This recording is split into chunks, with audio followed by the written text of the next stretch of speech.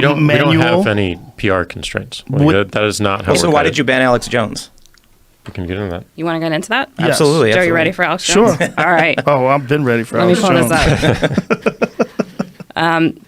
Well, let me say this. The reason I bring him up is that Oliver Dorsey, one of the lead reporters covering Alex Jones and his content, said on CNN that it was only after media pressure did these social networks take action. So that's why I bring him up specifically, because it sort of implies you were under PR constraints to get rid of him. I think if you look at the PR that Twitter went through in that incident, it wouldn't be that we looked good in it. And that's not at all why we took action on this. Sorry, Vijaya. You have to look at the full context and the spectrum here, because one of the things that happened over a weekend is what Alex mentioned on your podcast with him. He was removed from the iTunes podcast directory. That was the linchpin for him, because it drove all the traffic to what he said basically zero. Immediately after that, we saw our peer companies, Facebook, Spotify, YouTube, also take action. We did not. We did not, because when we looked at our service and we looked at the reports on their service, we did not find anything in violation of our rules.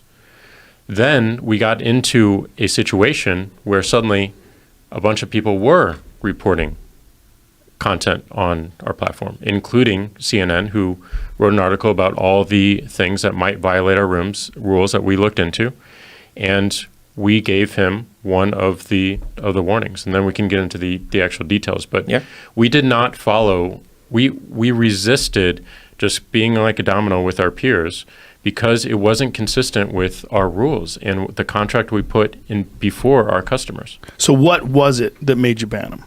So there were 3 separate incidents that came to our attention after the fact that were reported to us by different users. There was a video that was uploaded that showed a child being violently thrown to the ground and crying. So that was the first one. The second one was a video that we viewed as incitement of violence. I can read it to you. It's a little bit of a transcript, but now it's time to act on the enemy before they do a false flag. I know the Justice Department's crippled a bunch of followers and cowards, but there's groups, there's grand juries, you called for it. It's time politically, economically, and judiciously, and legally, and criminally to move against these people. It's got to be done now. Get together the people you know aren't traitors, aren't cowards, aren't hedging their frickin' bets like all these other assholes do, and let's go, let's do it.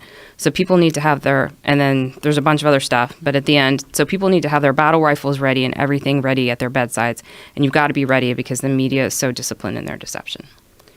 So this is, you're saying that this is a call to violence against the media? That's what it sounded like to us at the time. And there have been a number of incidents of violence against the media. And again, I take my responsibility for what happens on the platform and how that translates off platform very seriously. And that felt like it was an incitement to violence. So if he only tweeted the incitement to violence, he would have been fine? If he only tweeted that posted that transcript saying, get your battle rifles ready, you wouldn't have deleted his account?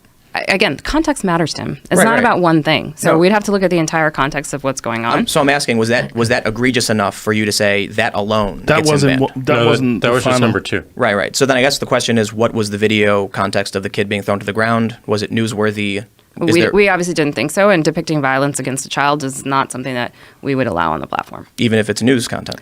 If it was, there are certain types of situations where if you were reporting on, war zone and things that might be happening, we would put an interstitial on that type of content that's graphic or violent, but we didn't feel that was the context here. Well, there's a video that's been going around, that was going around 4 or 5 weeks ago, the one where the girls were yelling at that big giant guy and the guy punched that girl in the face and she was like 11 years old. I saw that multiple times on Twitter. That was one of the most violent things I've ever seen. This giant man punched this 11-year-old girl in the face. Mm-hmm. And that was that removed from Twitter? I don't know.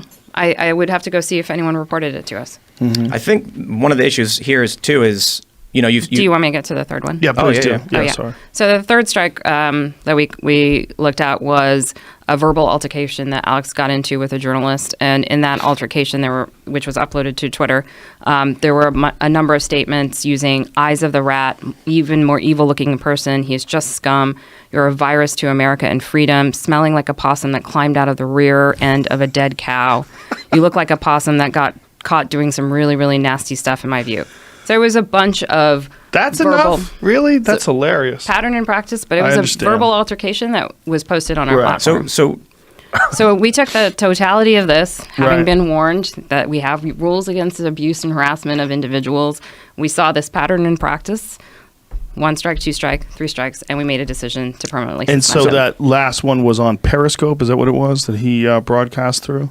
I think it was originally on Periscope, but it was also reposted from multiple related accounts onto Twitter. So we can agree with you when you say these things like, Alex said this, it sounds like a threat. He was berating this person, saying awful things. But ultimately, your judgment is the context. You say we have to pay attention to the context. We're just trusting that you made the right decision. Well, I'm giving you as much facts as I can give you here, and I think that this is a real hard part of content moderation.